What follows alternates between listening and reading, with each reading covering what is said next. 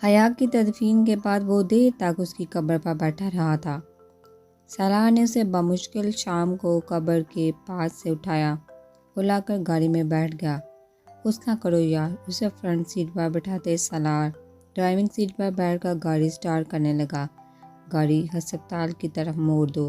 وہ کھڑکی سے باہر دیکھنے لگا تھا۔ کیوں؟ جانتے بوجھتے اس کا دھیان بٹانے کو سوال کیا تھا۔ رباب سے نہیں مل پایا۔ وہ ہر روز اس سے ملنے جاتا تھا، زیادہ نہیں ٹھہرتا تھا کہ کوئی دیکھ نہ لے، مگر پھر بھی جاتا تھا۔ وہ بہن تھی اس کی تکلیف پر کلیجہ منہ کو آتا تھا۔ کل مل لینا یار، آج تیری طبیعت ٹھیک نہیں ہے۔ سالار نے ٹالنا چاہا، نہیں ہسپتال چلو، اٹل لہجہ تھا۔ سالار نے ایک گہری سانس لے کر گاڑی ہسپتال کی طرف موڑ دی۔ ہسپتال پہنچ کر سالار نے گاڑی پارک کی اور سر سیٹ کی پشت سے ٹکا دیا۔ رضا اتر کر ہسپتال کے اندر چلا گیا۔ کوریڈور سے گزرتا ہوا وہ زارا کے کمرے میں پہنچا۔ زارا سو رہی تھی۔ وہ نہیں جانتا تھا کہ زارا کوما سے باہر آ چکی ہے۔ اس وقت باقی سب بھی زارا کو آرام کرنے کی تلقین کر کے کھانا کھانے جا چکے تھے۔ وہ قدم قدم چلتا اس کے بیڈ کے پاس آیا تھا، ہاتھ بڑھا کر اس کے بالوں میں پھیرا تو زارا کی نیند ٹوٹی تھی، مگر اس نے آنکھیں نہیں کھولی۔ اسے لگا حسام ہے، مگر اگلے ہی پل اسے یہ لمس کچھ جانا پہچانا لگا تھا۔ پچھلے 1.5 سال سے وہ اس لمس کو محسوس کر رہی تھی۔ آپ کو پتہ ہے رباب، آج میری ماما مر گئی۔ اس کا ہاتھ پکڑ کر وہ اس کے پاس ہی بیٹھ گیا۔ میں اکیلا تھا اور آج پھر اکیلا رہ گیا رباب۔ بس آپ جلدی سے ٹھیک ہو جائیں۔ اپنی آنکھیں صاف کرتا وہ پھیکا سا ہنسا تھا۔ زارا نے پہچان لیا یہ آواز میر کی تھی۔ وہ کیسے بھول سکتی تھی اس آواز کو؟ مگر وہ اس سے ملنے اتنے عرصے کیوں آ رہا تھا؟ وہ اس سے اپنے دکھ کیوں سنا رہا تھا؟ ماما نے کہا آپ سے اور سارا سے ان کی طرف سے معافی مانگو۔ آپ ٹھیک ہو جائیں تو میں آپ کے پیروں میں بیٹھ کر اپنی ماں کے لیے معافی طلب کروں گا۔ زارا کو حیرت ہو رہی تھی۔ پتہ ہے جب ماں جاتی ہے تو دنیا اندھیر ہو جاتی ہے۔ میری دنیا اندھیر ہو گئی ہے۔ اچھا آپ بھی کہہ رہی ہوں گی کہ اپنے دکھ لے کر بیٹھ گیا ہوں، چلتا ہوں، آپ آرام کریں۔ وہ اٹھ کر کھڑا ہو گیا، جھک کر زارا کے ماتھے پر بوسہ دیا اور واپس نکل گیا۔ اس کے جاتے ہی زارا اٹھ کر بیٹھ گئی، ہاتھ سے ماتھے کو چھوا۔ یہ کیوں آیا تھا؟ اس کا لمس ناگوار کیوں نہیں لگا تھا؟ وہ سکتے میں تھی۔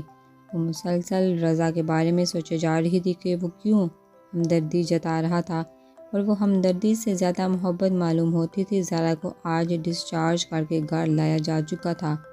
اس کی بیماری کے متعلق ڈاکٹر رؤف نے ساور اور حسام کو بتا دیا تھا، اور وہ دونوں سن کر کتنے ہی پہلو تک ہل نہیں پائے تھے، اور باقی سب سے وہ اس بات کو چھپا چکے تھے۔ ویلکم بیک ہوم زارا کاظمی۔ زارا حویلی آئی تھی اذان، اور سارا نے اس کا استقبال بہت شاندار کیا تھا۔ حویلی آنے کی خواہش زارا کی تھی، اور وہ ایک طویل عرصے کے بعد زندگی کی طرف لوٹی تھی۔ دانین اسے کوئی غم مزید نہیں دینا چاہتی تھی، اس لیے اسے چپ چاپ جانے دیا۔ اذان صاحب، باقی کا استقبال اپنے بیبی کے لیے رکھ لو۔ زارا نے ہلکا سا مسکرا کر کہا، کیوں بچاؤں؟ میں تمہارا ویلکم کر رہا ہوں، تم میرے بیبی کا کرنا عدلے کا بدلہ۔ اذان نے کہا، اوہو، اس میں بھی شاندار ویلکم، اس کا میں شاندار ویلکم کروں گی اگر زندگی نے موقع دیا تو۔ آخری بات اس نے دھیرے سے کی تھی کہ کوئی سن نہ لے۔ سب بہت خوش تھے، اور کتنے ہی عرصے بعد آج وہ بھی خوش تھی۔ یہ خوشیاں سب اس کی تھی جنہیں وہ اپنے ہاتھوں سے گنوا رہی تھی۔ کچن سے مزیدار کھانوں کی مہک اٹھ رہی تھی۔ زارا کے لیے ساور آج خود کھانا بنا رہا تھا۔ سارا پاس کری ہنس ہنس کر اپنے باپ کو دیکھ رہی تھی۔ میں ہسپتال جا رہا ہوں، کوئی مسئلہ ہوا تو مجھے فون کر لینا۔ لاؤنج سے گزرتے حسام نے کہا، کیوں جا رہے ہو؟ آج موسم دیکھو کتنا خوشگوار ہے اور سہانا ہو رہا ہے، اور بابا جان نے ہاتھوں سے زارا کے لیے کھانا بنا رہے ہیں۔ سرسبز دان میں بیٹھ کر ہم بھی کھانے کے ساتھ 2 ہاتھ کر لیں گے۔ اذان نے کہا، تم کیوں 2 ہاتھ کرو گے؟ میرے بابا صرف میرے لیے بنا رہے ہیں۔ پھر بھی تم رک جاؤ حسام، تمہیں دے دوں گی اتو سا۔ زارا نے شرارت سے کہا تو اذان ہنس پڑا، جبکہ عصام نے اسباب میں سر ہلایا، جیسے اسی انتظار میں ہو کہ زارا کہے اور وہ رک جائے۔ دیکھا دیکھا، کہیں نہیں جا رہا تھا، یہ صرف چاہتا تھا کہ تم اسے روکو۔ اذان نے کہا، شٹ اپ۔ مسکراہٹ دباتا حسام واپس اپنے کمرے کی طرف بڑھ گیا۔ پیچھے سے اذان کا کہکا بے ساہتا تھا۔ زارا کھا جانے والی نظر سے اسے دیکھا تو وہ سیدھا ہو کر آگے کو جھک کر پیرتے ہوئے بولا، ویسے تمہارے دل میں بھی اس نکمے ڈاکٹر کو دیکھ کر کچھ ہوتا ہے نا؟ اندر زارا انداز راز ڈرانا تھا۔ جوتی مارنی ہے میں نے۔ او ہو، واہ واہ، آپ نے دیکھا بابا جان؟ لڑکی شرما گئی۔ اذان بلند آواز سے بولا تو کچن سے اساور اور سارا ایک ساتھ باہر نکلے۔ زارا نے اذان کی طرف آنکھیں نکالی کہ زبان کو کنٹرول میں رکھے۔ کیا ہوا؟ سارا نے ناسمجھی سے اذان اور زارا کو دیکھا۔ کچھ نہیں، 70s کی مووی کا سین مس کر لیا آپ نے۔ ابھی جائیے کھانا پکائیے۔ اذان نے لہجہ سرسری بنایا مگر شو ہی جھلک رہی تھی۔ زارا نے شکر کیا کہ اساور اور سارا نے نہیں سنا۔ سارا کندھے اچکاتے واپس کچن میں گھس گئی۔ صرف 70 کی ہی نہیں، آج کل موویز میں بھی لڑکیاں شرماتی ہیں۔ اساور کی بات پر زارا کی آنکھیں پوری طرح کھل گئی تھی۔ اساور ہنستے ہوئے دوبارہ کچن میں چلا گیا۔ اذان نے منہ پر ہاتھ رکھ کر بے ساہتا نکل جانے والے کہکے کو روکا اور زارا کا ہاتھ جوتے کی طرف بڑھتا دیکھ کر وہ الٹے پیروں وہاں سے بھاگا تھا۔ ماما، دانین حویلی نہیں گئی تھی، وہ اپنے گھر لوٹ آئی تھی اور ابھی اپنے کمرے میں بیٹھی اپنی خالی رہ جانے والے ہاتھوں کو دیکھ رہی تھی کہ زارا کا فون آ گیا۔ جی ماما کی جان۔ دانین کو لگا وہ دونوں صدیوں کی بچھڑی ہوئی ہیں۔ آواز بھرا گئی تھی، اب حویلی آ جائیے نا۔ معصوم لہجے میں التجا کی گئی۔ یہ وہ التجا تھی جسے اس نے 20 برسوں میں جوتی کی نوک پر رکھا تھا۔ یہ وہ لہجہ تھا جو زارا نے اساور سے چرا لیا تھا۔ دانین ہونٹ بھینچ کر رہ گئی کہ محبوب کی التجا ٹھکرائی جا سکتی ہے مگر اولاد کی کیسے؟ تم چاہتی ہو تمہاری ماں پتھر ہو جائے؟ وہ آج باپ کی وکیل بن گئی تھی۔ اساور کاظمی کی سنگت نے ہی تو پتھر کر دیا مجھے زارا۔ وہ بیٹی سے باپ کے شکوے نہیں کرنا چاہتی تھی مگر سامنے آج بیٹی نہیں اساور کی وکیل تھی۔ ماما کچھ دیر کو آ جائیے پھر سے اساور کے لہجے میں التجا پیش کی گئی تھی۔ دانین کا دل کٹ گیا تھا۔ تم اپنے باپ کے پاس رہنا چاہو تو رہ سکتی ہو۔ دانین کو بھلا کیا اعتراض ہوگا؟ حوصلے کو پہاڑ بنانا تھا، اگرچہ وہ ریت کی بڑبڑی دیوار تھا۔ میں اپنے ماں باپ دونوں کے ساتھ رہنا چاہتی ہوں۔ لہجے میں نہیں، الفاظ بھی اساور کی مرضی کے تھے۔ ماما معاف کر دے بابا کو۔ مرد دوسری شادی کرے تو وہ بے وفائی نہیں، اس کا حق ہوتا ہے جو اسے مذہب کی روح سے حاصل ہوتا ہے۔ بات 100% ٹھیک تھی مگر بہت تیز تھی۔ کٹ کٹ کٹ۔ دانین کا دل کئی چھیتروں میں تقسیم ہو گیا تھا۔ پہلے تم بولتی تھی تو لگتا تھا اساور کا خون بول رہا ہے مگر اب تمہارے الفاظ نے مجھے کاٹا ہے تو جانا تم میں تو ہمیشہ سے اساور بولتا ہے۔ آنسو ٹپ ٹپ گالوں پر بہہ رہے تھے۔ زارا کا اپنا دل کٹ کر رہ گیا تھا۔ ماما آج آ جائیے پھر ہم واپس چلے جائیں گے۔ وہ باپ کی محبت پر ماں کے سالوں کی قربانی کو نہیں بھول سکتی تھی۔ وہ خود غرض تھی، نہ ہی احسان فراموش نہیں۔ اب کہ مجھے اکیلے رہ لینے دو۔ درد لہجے سے ٹپک رہا تھا، قطرہ قطرہ بوند بوند۔ دانین جب جب اکیلی رہنا چاہے گی زارا کو اپنے پاس پائے گی۔ زارا نے لہجہ ہلکا پھلکا کیا تو دانین بھی آنسو کے درمیان مسکرا دی۔ میں آتی ہوں زارا۔ دانین نے حامی بھر لی تھی۔ وہ زارا کو خوش رکھنے والا ہر لمحہ اسے دینا چاہتی تھی۔ اچھا سنیے، پاپا اور مامی کو بھی بلایا میں نے۔ بولے آپ نہیں آئیں گی؟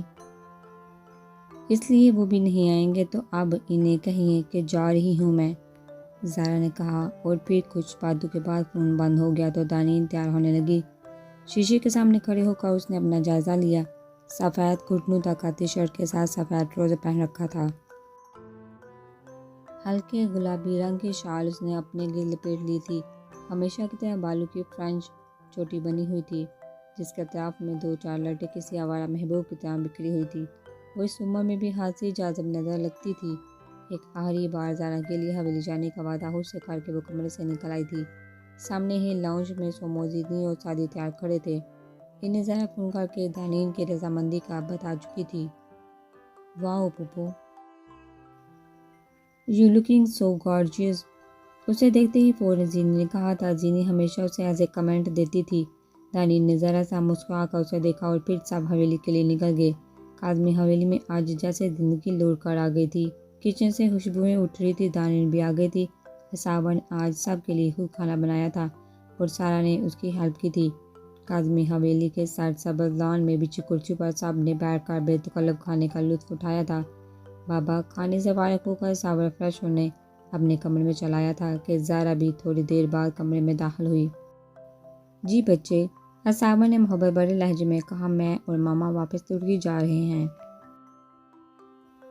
صبح دانین سے کیے وعدے کو پورا کرنا تھا اور وہ وعدہ پورا کرنے کا فیصلہ کر چکی تھی۔ زارا بے بسی سے کہا گیا تھا۔ حسابہ نے کہاں سوچا تھا اس کے پاس اب بھی اس کی بیٹی نہیں رہ پائے گی۔ بابا، ماما نہیں رہنا چاہتی یہاں اور میں ماما کے بغیر پاکستان میں نہیں رہ سکتی۔ لہجہ بتا رہا تھا وہ خود بھی نہیں جانا چاہتی مگر وہ جا رہی ہے۔ آپ جانا چاہتی ہیں؟ صابا نے اسے پوچھا۔ میں جانا نہیں چاہتی مگر پھر بھی جا رہی ہوں بابا۔ تم دانین کو سمجھا سکتی ہو زارا، اسے کہو اب کے مت جائے۔ التجا کی گئی تھی، میں نے سمجھایا تھا انہیں، کہا تھا رک جاتے ہیں مگر انہوں نے دکھ بھرے لہجے میں کہا کہ زارا تو چاہتی ہے میں پتھر ہو جاؤں۔ پھر میں نے کہا صابر کاظمی کا ساتھ آپ کو پگھلا سکتا ہے تو وہ پھیکا سا ہنس کر بولی کہ جس شخص کے ساتھ نے مجھے پتھر کر دیا بھلا اس کا ساتھ اب میرے لیے محبت کیسے ہو سکتا ہے۔ صابر کا چہرہ شرمندگی کے احساس سے جھکتا دیکھ کر زارا کا دل بھی تارک ہوا تھا۔ حسام سے شادی کر لو زارا۔ صابر کے غیر معمولی جملے پر زارا نے حیرانگی سے صابر کی طرف دیکھا۔ بابا میں نہیں کر سکتی، انکار فوراً آیا تھا۔ صابر کو بلانے آتے حسام نے اس کے الفاظ سنے تو ایک قدم بھی آگے نہیں بڑھا پایا تھا۔ زارا وہ آپ سے محبت کرتا ہے، آپ کے پاس اس کو ٹھکرانے کی اب کون سی وجہ ہے؟ حسام کا پورا جسم کان بن گیا تھا۔ حسام وہ الفاظ زارا کے منہ سے سننا چاہتا تھا جو اسے ایک بار پھر ٹھکرانے کے لیے وہ استعمال کرے گی۔ حسام اچھے سے جانتا ہوگا میں کیوں انکار کر رہی ہوں۔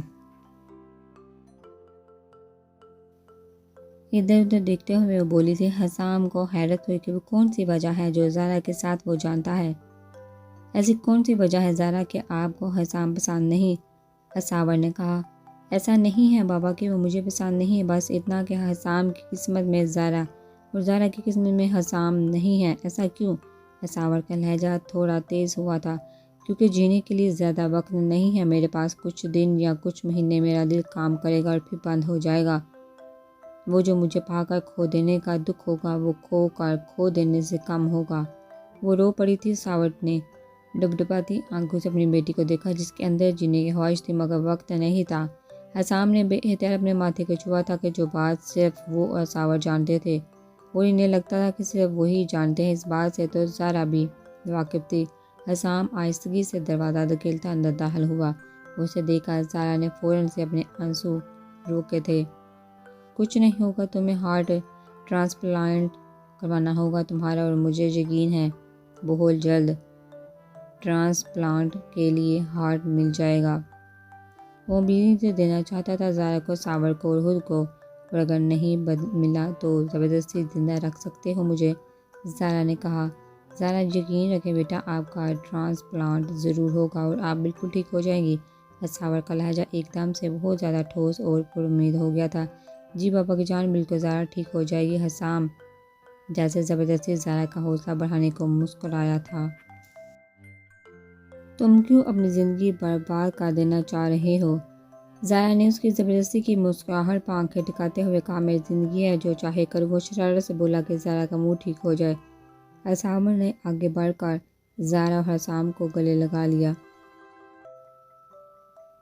زارا تم ٹھیک ہو جاؤ گی اور حسام کے ساتھ ہنسی خوشی زندگی گزارو گے، یقین کی آنچ دیتا وہ لہجہ زارا کے دل کی دھڑس بندھا رہا تھا۔ صاحب آپ سے ملنے کوئی آیا ہے۔ صابر اپنے کمرے میں تھا جب ملازمہ نے آ کر اسے بتایا۔ کون؟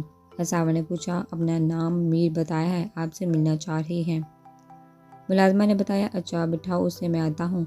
صابر نے کندھے اچکاتے ہوئے کہا کہ وہ کسی میر کو جانتا ہی نہیں تھا، میں نے ڈریسنگ روم میں بٹھا دیا ہے انہیں صاحب۔ ملازمہ نے بتایا۔ وہ واپس چلی گئی۔ صابر بھی سیاہ چادر کو کندھوں پر ڈالتا ڈرائنگ روم کی طرف بڑھ گیا۔ دانیل، سومو، اینا اور سائرہ کے بچے کے لیے آن لائن شاپنگ کرنے کی غرض سے سائرہ کے کمرے میں ہی جمع تھے۔ زارا اور حسام سائرہ اور اذان کے کمرے میں بچوں کی تصاویر لگا رہے تھے۔ اذان کو باتوں نے سب کے سر پر درد کا رکھا تھا۔ زینی پچھلے لان میں موجود پودوں کو پانی دے رہی تھی۔ سادی کسی کام سے واپس جا چکا تھا، باقی سب ابھی تک آدمی حویلی میں ہی تھے۔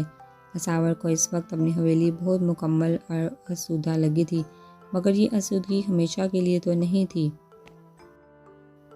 اصاور پروقار چال چلتا ہوا ڈرائنگ روم میں داخل ہوا تو سامنے سیاہ پینٹ کے ساتھ سفید شرٹ پہنے کھڑے لڑکے کی اس کی طرف پشت تھی۔ وہ کھڑکی سے باہر پودوں کو پانی دیتی زینی کو بہت دھیان سے دیکھ رہا تھا، مگر زینی نے اسے ابھی تک حویلی میں نہیں دیکھا تھا۔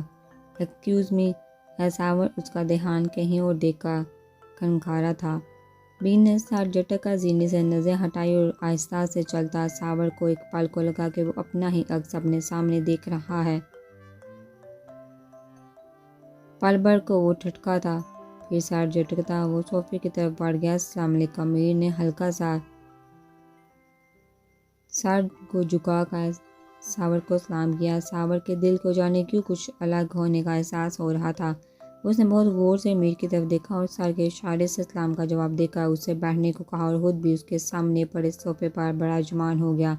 جی کہیے بیٹا، کون ہے آپ اور مجھ سے کس سلسلے میں ملنا تھا؟ وہ لہجہ بہت شفیق اور مہربان تھا، بالکل ایک باپ کی طرح۔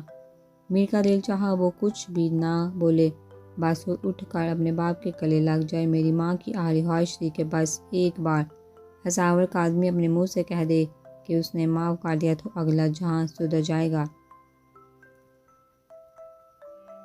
وہ وہاں اپنی ماں کے لیے آیا تھا اور بھلا کیسے ممکن تھا کہ ان کے گھر کی کھتلا کے بیٹے کو گلے سے لگایا جاتا، اس کے لاڑ اٹھائے جاتے۔ میں کچھ سمجھا نہیں بیٹا، کون ہے آپ کی ماں؟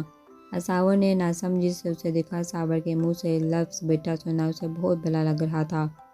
میری ماں حیات سدوانی، وہ لفظ توڑ توڑ کر بولا تھا اور وہ ٹوٹے لفظ سامنے والے کو کسی مضبوط پتھر کی طرح لگے تھے۔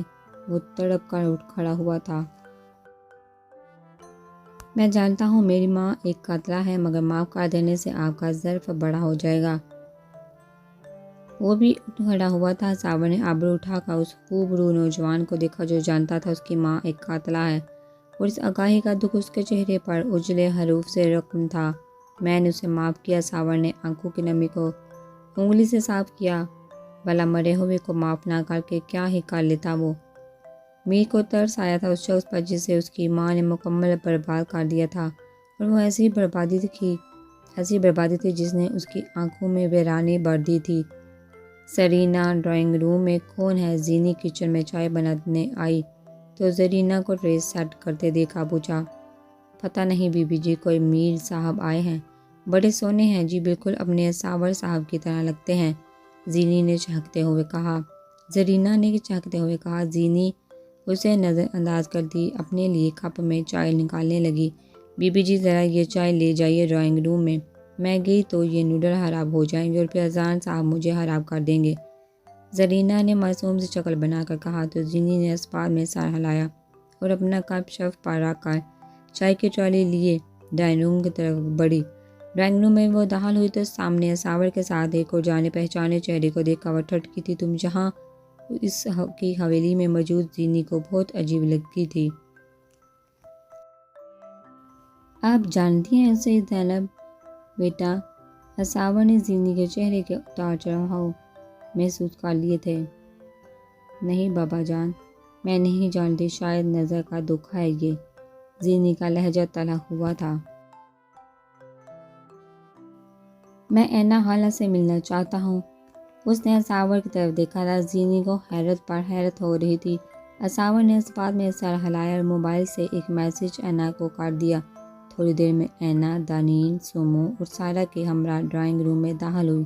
دانیل اور سومو واپس جا رہی تھی۔ جی چچا، اینا نے کہا، یہ میر ہے، تم سے ملنا چاہتا ہے۔ اصاور نے ساتھ کھڑی میر کی طرف اشارہ کیا۔ مجھ سے؟ اینا نے ناسمجھی سے کہا۔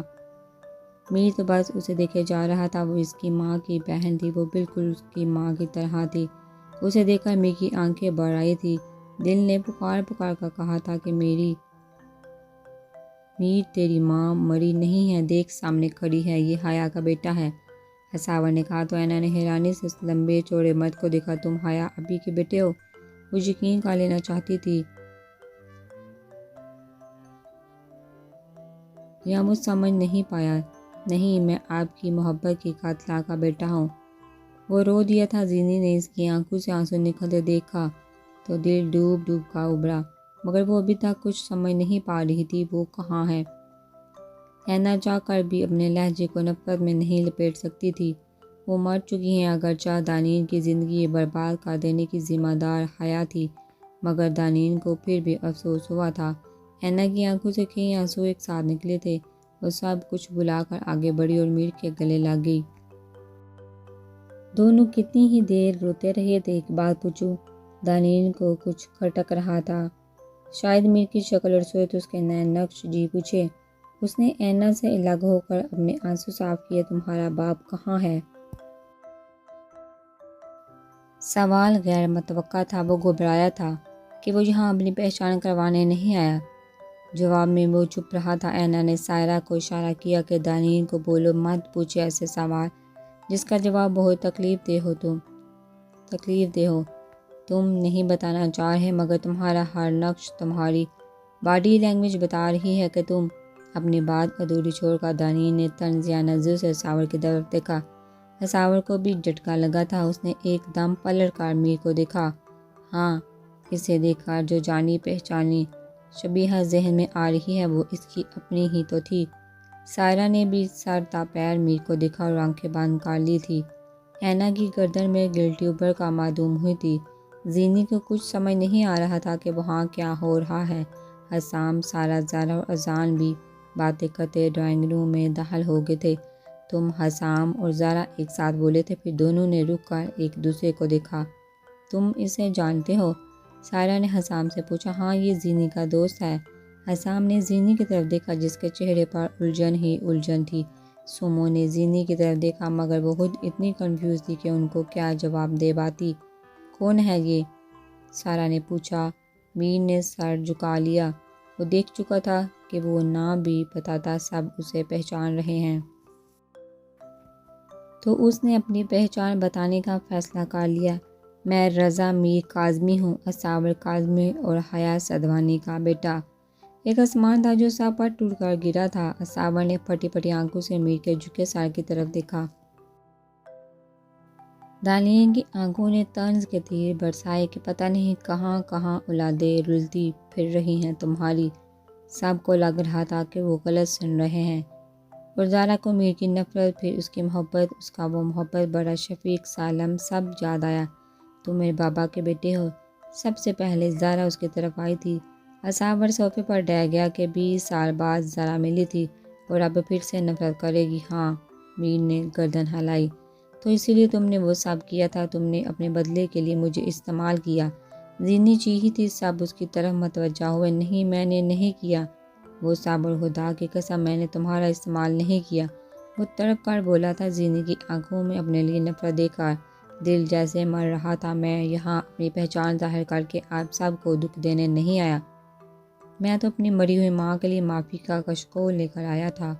وہ آہستہ آہستہ چلتا دانین کے روبرو آیا اور پھر اس کے قدموں میں بیٹھ گیا۔ دانین بودھ کر ایک قدم پیچھے ہوئی تھی۔ ماما نے کہا تھا دانین کے پیروں میں بیٹھنا اور کہنا، حیا نے کہا ہے ظرف والے معاف کر دیتے ہیں، اور میں نے دانین سے زیادہ اعلیٰ ظرف نہیں دیکھا۔ اسے کہنا، حیا نے آخری سانسوں میں تم سے معافی مانگی ہے تو وہ معاف کر دے گی۔ وہ اٹھ کر کھڑا ہوا تھا۔ ماما نے کہا تھا کہ زارا اور سارا سے کہنا ان کا بچپن چھیننے والی مرنے سے پہلے مر گئی۔ وہ زارا اور سارا کے سامنے جا کھڑا ہوا۔ سارا کی آنکھیں بہنے لگی تھی اور زارا تو یکٹک اسے دیکھے جا رہی تھی۔ تم نے اپنے ماں باپ کو کبھی نہیں دیکھا، صرف میری ماں کی وجہ سے تم یتیم ہو گئے، میری ماں کی وجہ سے۔ مگر خدارا میری ماں کو معاف کر دینا۔ اذان کے دکھ کا مداوع آسان نہیں تھا، مگر معافی آسان تھی۔ میں آپ سب سے ہاتھ جوڑ کر اپنی ماں کے تمام گناہوں کی معافی مانگتا ہوں۔ آپ سب کی گناہ گار تھی وہ، آپ سب معاف کر دیں تو رب بھی رعایت دے دے گا۔ وہ سب کے درمیان ہاتھ جوڑ کر کھڑا تھا۔ میں نے معاف کیا انہیں۔ زارا اور سارا ایک ساتھ بولی تھی۔ میر نے نم آنکھوں میں محبت سمو کر ان دونوں کو دیکھا اور زارا اور سارا کو گلے سے لگا لیا۔ تینوں ایک دوسرے کا حصہ تھے مگر برسوں سے الگ تھے۔ وہ رو رہے تھے اور مسکرا بھی رہے تھے۔ تصور بھی نم آنکھوں سے اپنے تینوں بچوں کو ایک ساتھ دیکھ کر مسکرا دیا تھا۔ تنی نے دیکھا کہ اس کی زارا بہت صبر اور ظرف والی ہو گئی ہے۔ تنی نے بھی دل سے حیا کو معاف کر دیا تو جانا کہ معاف کر دینے میں کتنا سکون ہے۔ میری ماں اور میری بیوی نے معاف کر دیا تو میں کیسے نہ کروں، اور ویسے بھی دل میں کدورتے رکھ کر بندہ برباد ہی ہوتا ہے، اور معاف کر دینا اللہ کو بہت پسند ہے۔ چل اب چھوڑ میری بیوی کو اور میرے گلے لگ جا۔ اذان شرارت سے مسکرایا۔ میر کی مسکراہٹ بھی بے ساختہ تھی۔ سب بچھڑے مل چکے تھے مگر کہانی ابھی تک ادھوری ہی تھی، اور اس ادھوری کو مکمل کرنا نہ کرنا قسمت کے ہاتھ میں تھا۔